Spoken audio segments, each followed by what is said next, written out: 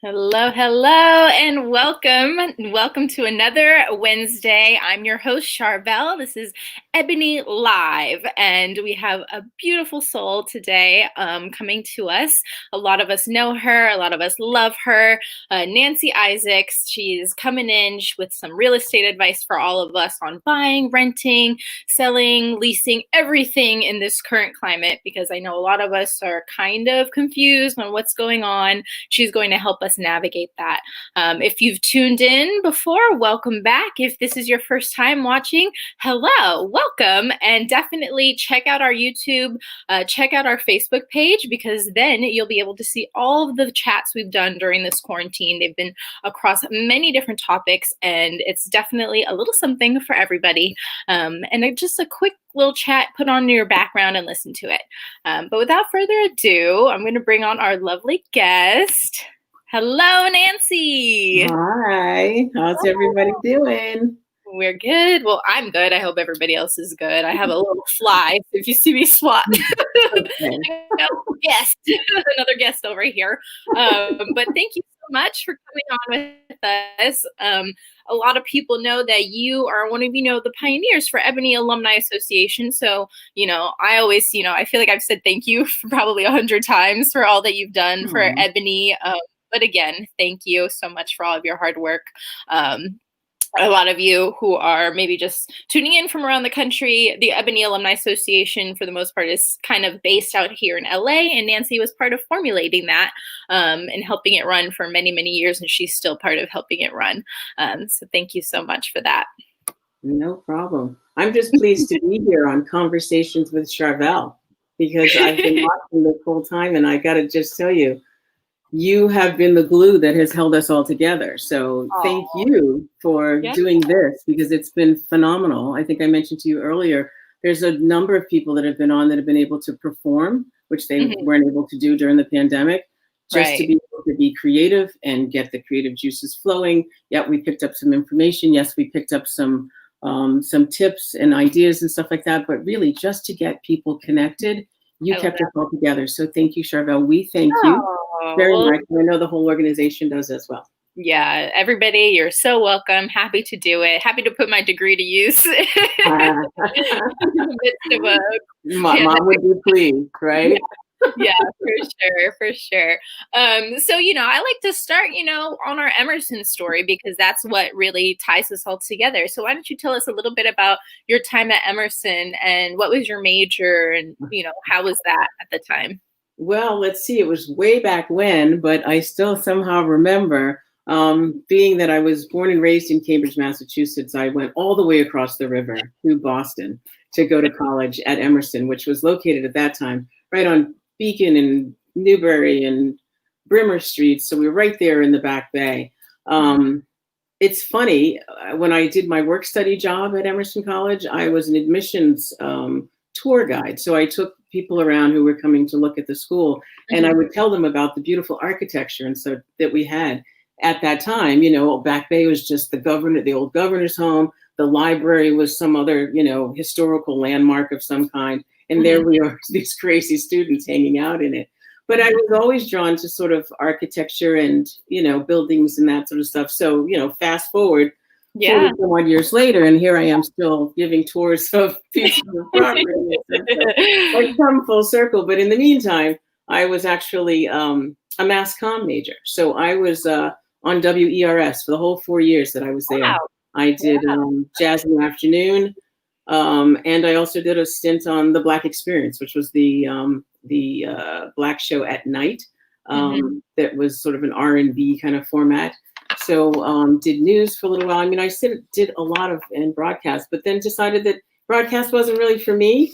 At least being an on-air personality, you sort of live and die by the ratings. And I wanted to do a little bit more than that. And I didn't want to be on all the time.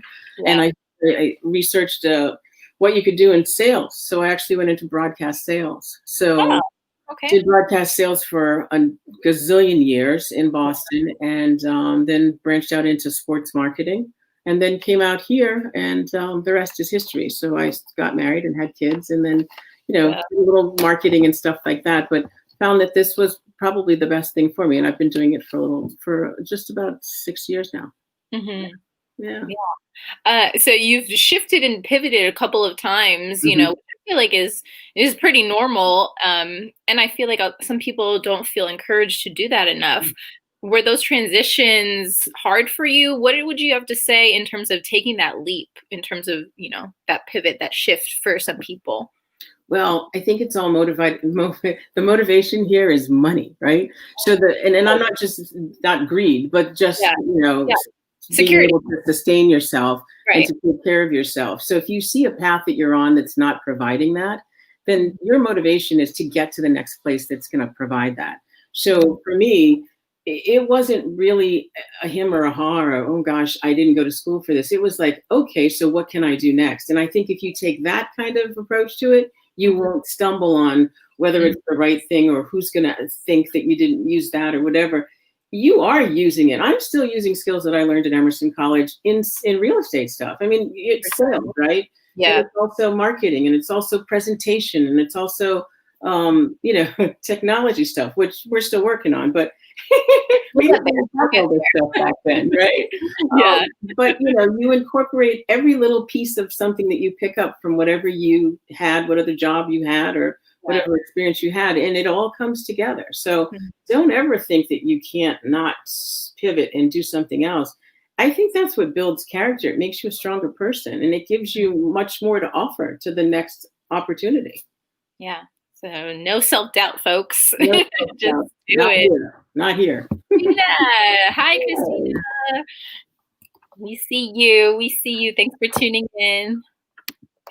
All right, so let's jump into it since, you've been in this real estate. I know you work with the ELA students once a semester and, especially for those who are transitioning out here. So what are we looking at right now? What is the market looking like for buyers versus renters, et cetera? Yeah, well, here's the thing. I usually do a workshop at ELA twice a year, actually. So I do one for the kids that come out for December, do one just before they leave in December, rather, and then again before they leave in spring. And of course, this year it was disrupted completely, but we were still able to do one online. So we did a virtual one, and there was about 50 people that came, and it was lovely. So I just gave them updates on all the COVID stuff and all the CDC requirements and such. And most of the kids left the dorm and had to go home. So they've been in touch, and we're going to, sort of rope them back in. And whenever they're ready to come back, we'll be here for them. The leasing is an easy piece. Some of the requirements and such are a little different in terms of being able to show properties and such, but it's nothing that they shouldn't feel compelled not to do. There's plenty of properties out here. So whenever the time is right is when I suggest that you reach back, and we'll get you all signed up and get you into the place that you want. And I always say, my ability to find you what you need is based on timing and availability. So just knowing that going into it, and then we just take it from there. So as far as the market, though, the market's booming. You asked me if I was going to bring slides and graphs and data and all that. And I didn't really want to do that. I just wanted to keep it kind of conversational. And, I'm happy to take questions. And if people have questions, I also wanted to mention that I'm going to offer 5 30-minute one-on-one consultations at the end of this, which people can sign up for. Because a lot of people, and even in a virtual space, get a little timid about asking questions, and they think, just like in a lecture hall or a classroom, that question is going to come off as being silly, or it's not something that somebody wants to hear. And it's probably the very question that everybody else in the room wants to ask. Burning question, right? No one will ask it, and in that situation, I'd rather just do a one-on-one with people. So if you follow along with us for the next few minutes or so, we'll give you a prompt as to when to send in your name, email, and cell phone number to my email address. It'll come directly to me, and then I will reach back to you. So we'll keep that in mind as well. And I want to note, we didn't mention, but so Nanci is a real estate agent within Compass, right? That's Yes, and Compass is a nationwide company. So I have colleagues across the country. And, even if you're tuning in from Washington or Florida or where have you, and you have a real estate need, I can help you with that. And I can just refer you to one of my colleagues in that city. So don't think that just because I live in Los Angeles, I can't help you or you can't reach out to me.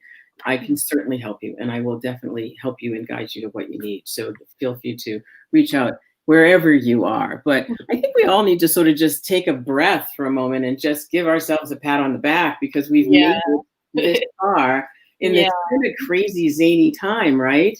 Yeah. And, sometimes I feel that, our spouse or our family or what have you might be going through their own stuff and doesn't want to reach back and sort of pat you on the back. And so I'm just saying we should all do it for ourselves. So take a moment to do that for yourself. All right. Yes, absolutely. Using skills learned at Emerson. Yeah, Yes. but always. we are in a crisis, right? Yeah. And the beauty about a crisis is that it's not forever. And a crisis is like an event that, happens. Right. And it's just that. It's an event. It's not going to go on for years. It's not going to go on for decades. It's going to end. It's going to be different at the end. But I think that we all need to be prepared for what's going to happen at the end of that. So when people may tune into this and say, why are they talking about, purchasing homes when we're not working right now, or we don't know if we're going to be coming back to a job after being furloughed or whatever? Because you do have to keep moving through the crisis, right? It's going to end, and you don't want to have to regroup at the end of it and then recover from being in recovery mode from the actual crisis. You want to just have everything in place so you can keep stepping when it's done. So even if you don't have the wherewithal to be able to purchase now, you should still think about it and put the steps in place. I know that you and I, Charvelle, actually had conversations months ago. So you're taking the proper steps. And, it's a process. It's sometimes not something that happens within 6 months or 12, could be 18 months, but still you took the right steps. So you're on the right path. And I think I encourage everybody to do that. Yeah, I think it's important to, especially, I don't know, for me, a lot of people are told like, oh, leasing is, that's just what my family has always done. We were just renters. But, in my family, it was always like, you need to it's smart to own property, to essentially put your money into something. And so I know that that's an important thing that I want for me and my family, my husband and I. And I feel like, you were saying this is a crisis. And so we're taking this time to, I'm not spending money on meals because I'm eating home, it's like, so we're saving and we're able to, take this time to really take serious steps, I think. So, it's all about that strategy. But the real estate market itself is booming. Just Monday in our sales meeting, it was pointed out to us that year over year, July 19 to July 20 sales are substantially higher than last year. So we did see a little bit of a dip in April and May, but then sales started to pick up again in June, and then they just sort of skyrocketed in July. So we're thinking that that's going to be the way it's going to just keep going. So, there's tons of buyers out there because they know that the interest rates are very low. So there's a lot of factors, Right. So with the interest rates being so low, do you have any advice for first-time buyers that you can kind of dish out? For a first-time buyer, I would say, and I love dealing with first-time buyers because they're so genuine in their glee when we get to the end of the process and I hand them their keys. They're just so elated. It's so, I love it. But I find that a lot of times working with first-time buyers, they are fearful and stressed. And I think that the fear and the stress comes from, one, not being educated enough, because you're intimidated by the process, just like any other thing that you do first time. First time you got to ride a bicycle, you were intimidated by the fact that you didn't know how to do it, right? But once you learn how to do it, and once you have the right knowledge and you have worked with an expert who can guide you through it, it's really an interesting process that shouldn't be taken as intimidating, I like that. Donovan Birch is tuned in. Hey, ladies. Insights. Donovan, You guys can tune in next week because I'll be chatting with Donovan next week. That's right. And Chelsea as well, right? Chelsea Cartwright. Yeah. Great conversation. Okay, so what are some reasons that people should invest in a home? Well, let's see. I think that it was the Gallup poll that actually came out with this research that said that real estate was the #1 investment, that Americans invested in real estate as their #1 investment. Number 2 was the stock market. Number 3 was savings accounts. And number 4 was gold. So I always tell people those are the top 4 places that you would want to invest, but real estate, because you can live in it, it's a double dip, you know? Right. So you are not only investing in something, but you actually get to live in it as well. So it takes care of 2 necessities. So that's what I would always point out to people when they ask about real estate and why they should be in it. Mm-hmm. What are some like stumbling blocks that folks may come across as they're entering the home buying process? Yeah. So with first-time home buyers, it's all about preparation. So preparation is key. You want to make certain that you have a decent credit report and a current one, an updated one. So we would pull your credit, or I wouldn't, but you would, and working with a lender, they would pull your credit to make sure that there weren't any like errors on it. Like sometimes I've seen people that have like other people in their family on their credit reports, or they have the wrong address or the wrong middle initial and little stuff like that. But it can definitely throw off your credit score. So the first and foremost, you should just make sure that your credit report is correct and up to date. You want to be able to show proof of funds, because when you write an offer for a home, that's one of the things they're going to ask you to provide.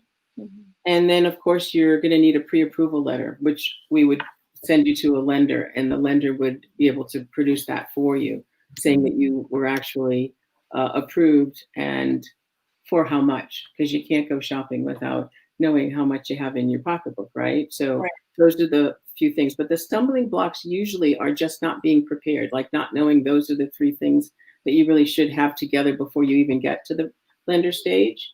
And talking with the lender will tell you this anyway and be able to guide you through. But some people just don't know. And like I said, that's the intimidation factor working. It's like, oh my God, I have to buy a house. I don't know what to do. Well, here are some of the things that you would need to do. And the lender would be able to help you, as well as I can guide you through some of the stuff too.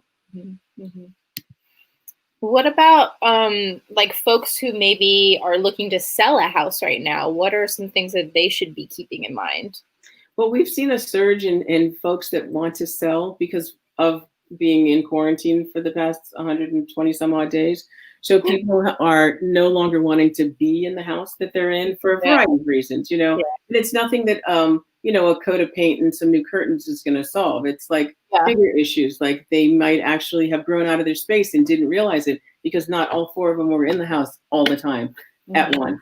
For a long period of time, other than over the holidays, So they then say, oh my God, I can't really be here. It's too small. Or they might have taken in, say, an elderly parent or relative, and they need to now be on a single level and no longer have, stairs that they'd have to navigate. Or now that people are working from home, they want to have a bona fide office now. They don't want to have the virtual library Zoom screen behind them. Anymore.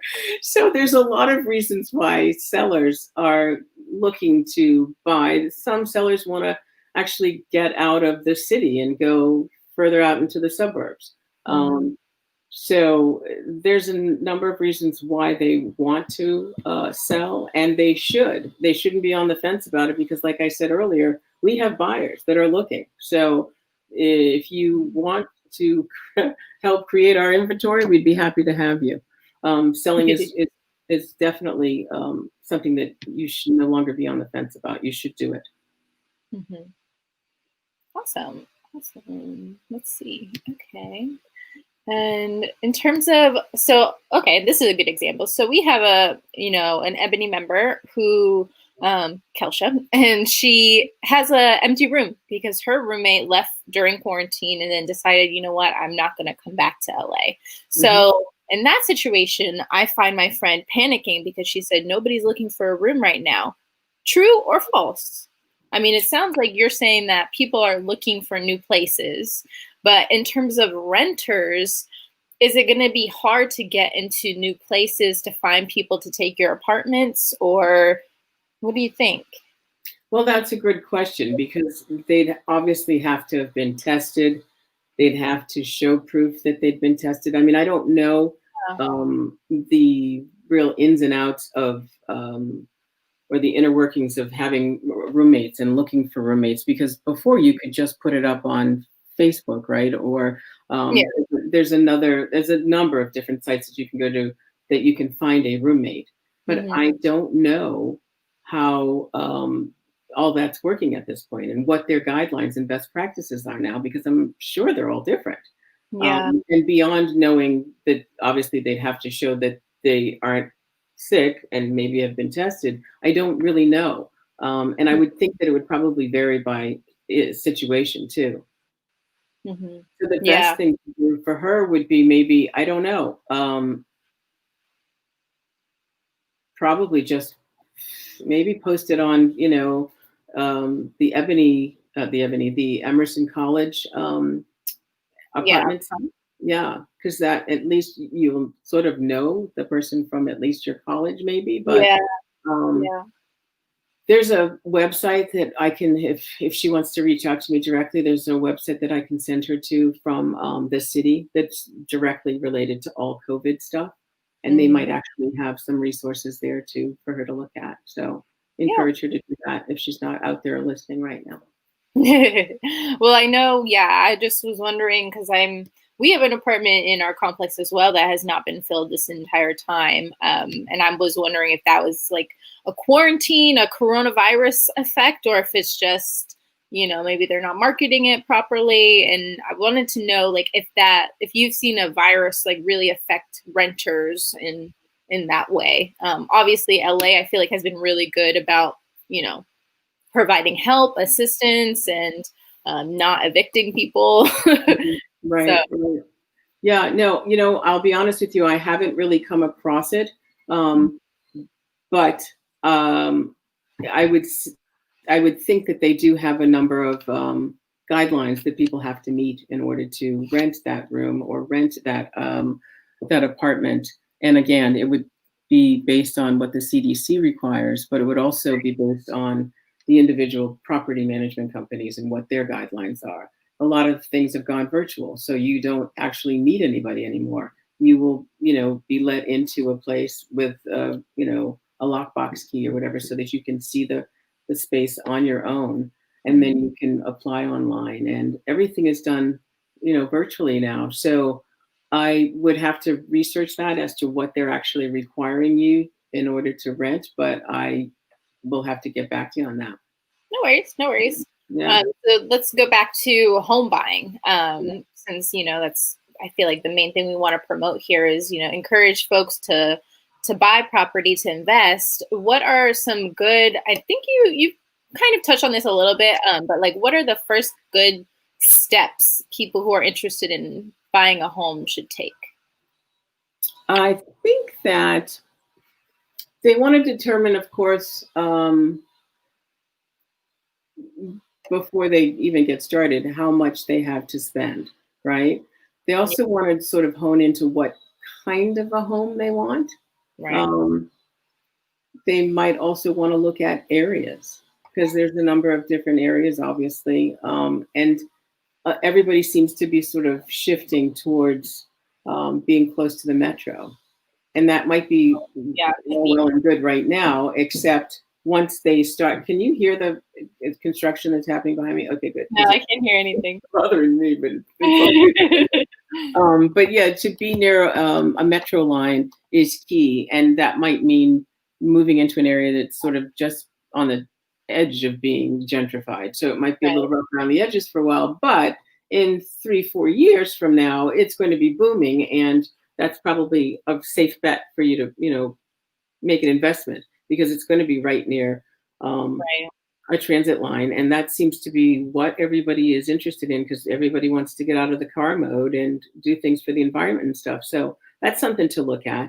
Another thing Yeah. that I find some first-time home buyers might want to consider is perhaps purchasing a duplex or a triplex and maybe going in with a family member so that if they don't have enough money, saved up, maybe the family member does, or they can pool their funds and buy a property like that, because then that money will actually pay itself off. It's a return on investment. If in fact the other family member isn't planning to live there and you rent that space out, you can apply that now to your mortgage. So that's Right. a road to take as well. So that's something to consider. But I think it's just about being prepared in terms of having the funds uh, correct, having employment in place, having a good credit score, and then knowing sort of what you want and where you want to purchase. Mm-hmm. Mm-hmm. Got it. Solid advice. Let's see. What else can we say? So I know that we talked about this a little bit in our meeting, but what programs or opportunities are there for first-time home buyers that, they may not have heard of, that they can take advantage of, like Well, there's tons of them, and I feel like they sort of come out, weekly. So it sort of varies, but there are many first-time home buyer programs that can help a first-time home buyer with closing costs and or down payments or that sort of thing. And there's other programs too that will help you. I don't know if did we talk about NACA, which is the Community Fund program? There's that one. So there's a lot of programs that will sort of get you started in areas that you probably wouldn't think of, but are great buys, and they will subsidize that for you and work with you on that. So, the thing about buying that I think people sort of skip over is it's a place that's actually yours, right? It's not just an investment. It's your home, it's your space. Whereas with leasing and renting, there is a small clause in your rental agreement that says you're not supposed to make any changes. You're not supposed to paint. You're not supposed to put the artwork up.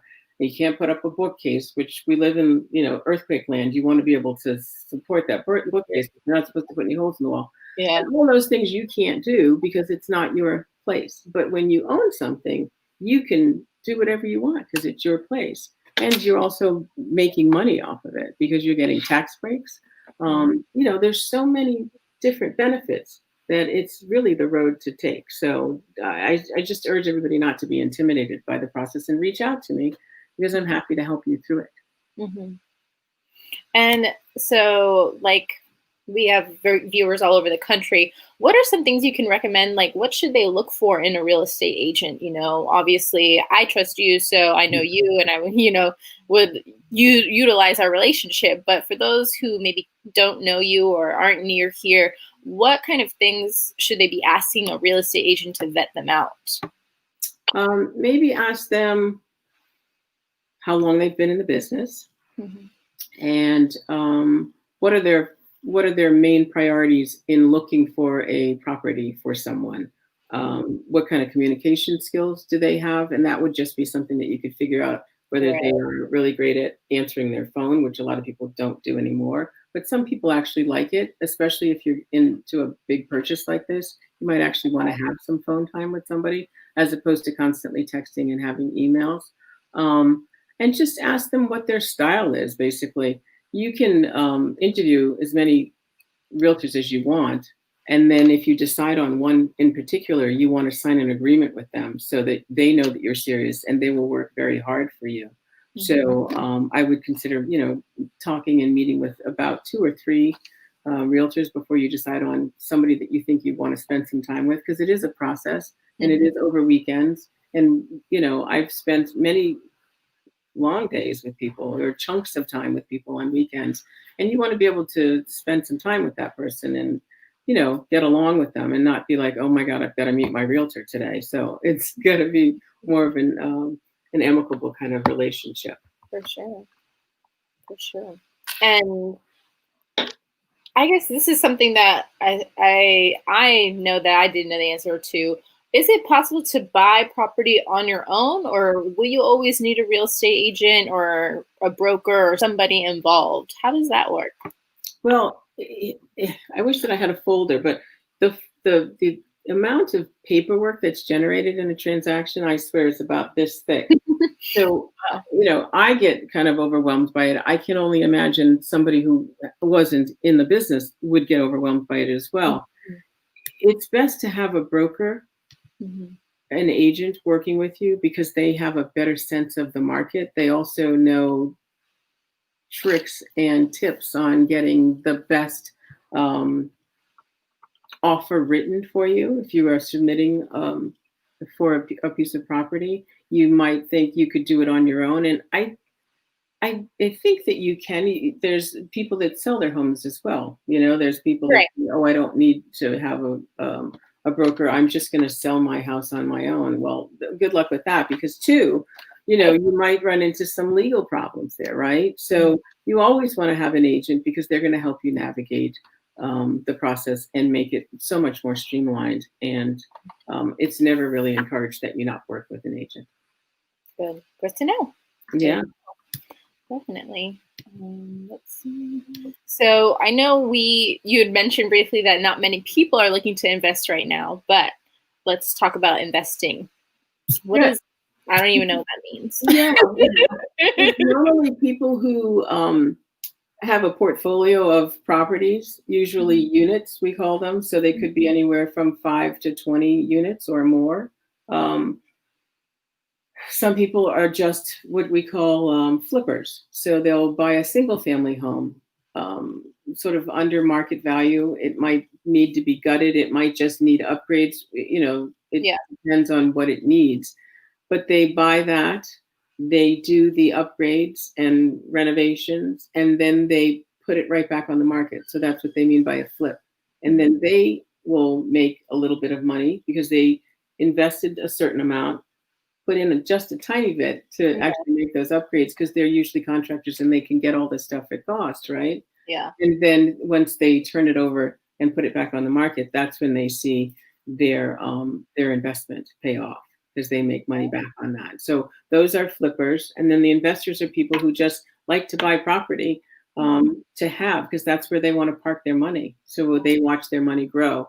If it's in a particular area, they'll see, like when I started back in, I guess it was 2014, 15ish, Highland Park, I saw an old listing for a home in Highland Park, and I think it was about 535.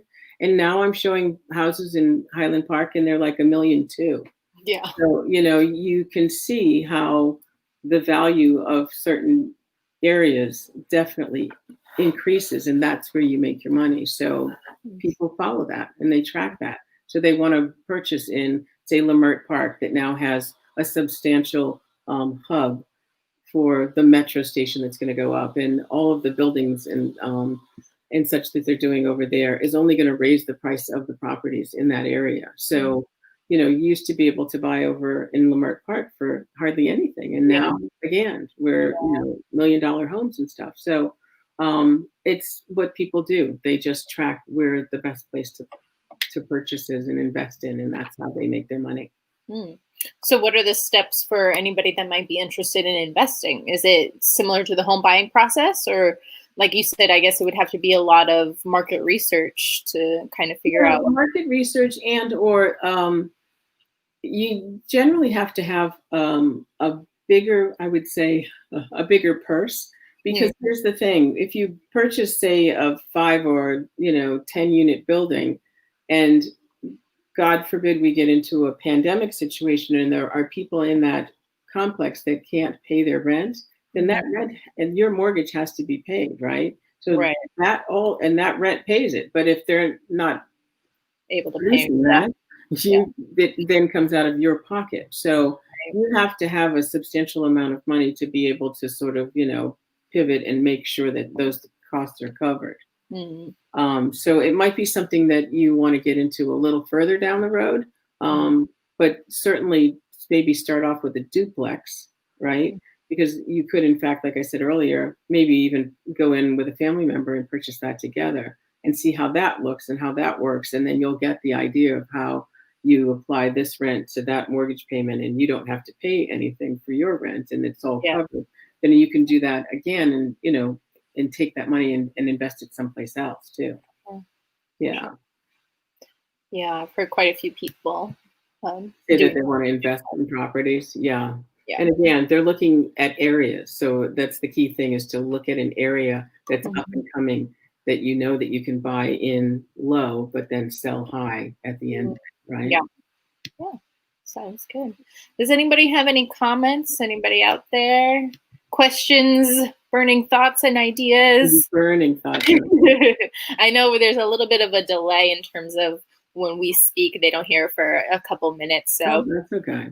Yeah. So, but I mean, I think, yeah, we've pretty much covered all that we said we would cover. Is there anything else that you want to add in terms of, young people saving tips, or? I have a woman that I work with who's a financial advisor.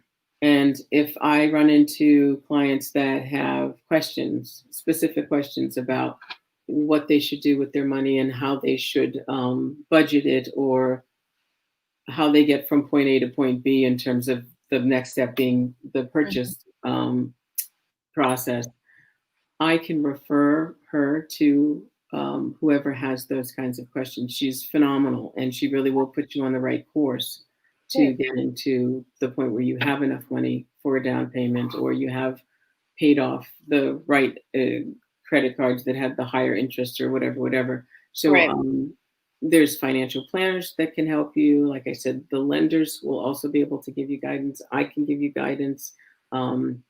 There's a number of things that are in place that make it so much easier than just trying to do it on your own, for sure. So you want to make certain that you reach out to an expert, and we can help you through the process.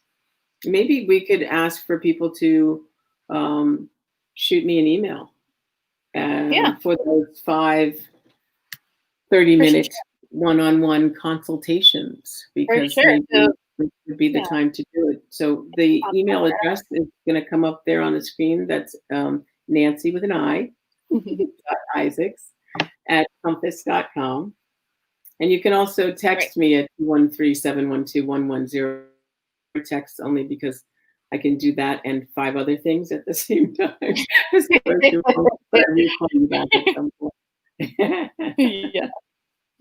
Yeah. So if you're interested in getting more information, if you just want to chat with her about next steps for yourself or your family, whatever it may be, definitely reach out. 5 30-minute offerings here. So definitely want to take advantage of that, folks. So yeah, make sure you then you can also find her page on Compass's site here. Wow. So I have a Compass. Take a look. Go to my Compass site, or you can also you can find me on Facebook. You can find me on LinkedIn. I was on Instagram but got hacked, so I haven't been back there for a while, but I could Snapchat you if you really wanted me to. I mean, I can kind of get you on all angles, but I also wanted to mention the quarantine kitchen page, which I started at the very beginning of the pandemic, of the shelter in place. Yeah. My family and I started. Posted in the comments. Yeah.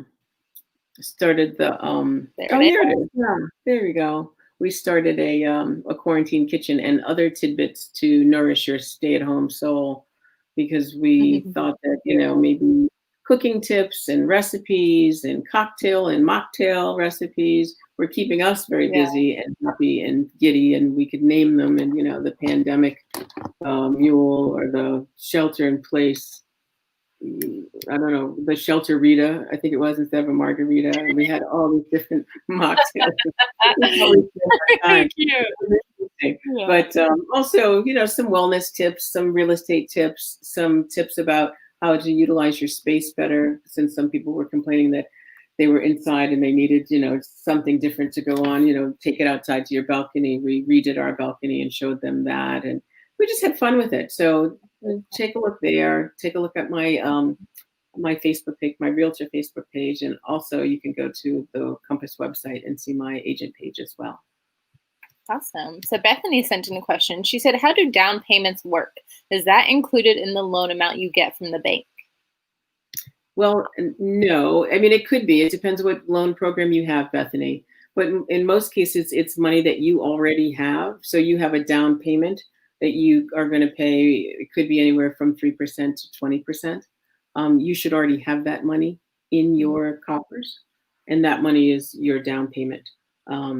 There are programs, like I mentioned earlier, that will cover those down payments and your closing costs at the end too. But those are specific programs that you would have to find out from the lender. But good question. Thanks, Bethany. Yeah, thanks, Bethany. Good to know. Awesome. Well, looks good. Everybody saw the Facebook pages. I'm going to flash the email one more time and the phone number. So if anybody's interested in reaching out with questions, comments, and there's going to be 5 30-minute sessions that Nanci is willing to kind of bestow upon our great audience here. But thank you so much, Nanci. This is a great little. This was great. I'm happy to do this. It was great seeing you and talking to you. Yeah. And I'm sure I will get lots of feedback about this in my inbox. So I'll go check there. Awesome. Great. Well, thank you so much, and stay healthy, stay safe. You do the same. All right. Will do. Thank you. Thank you. Bye. Bye-bye.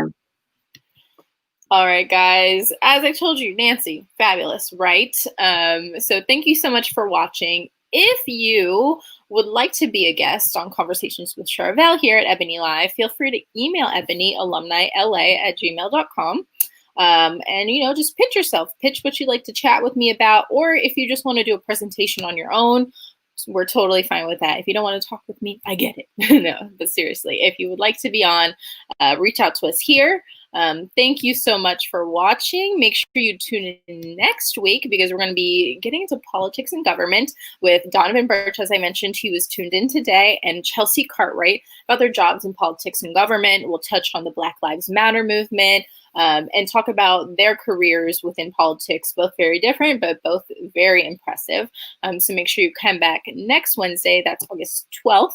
Cannot believe I'm saying that. But yes, so tune in next Wednesday and we'll have a chat with them. That should be a good time. We all went to school together, so I'm sure it's going to be a great little reunion for you guys.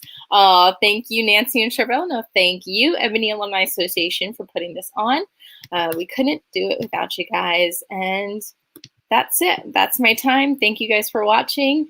Stay safe and healthy. All right. Bye now.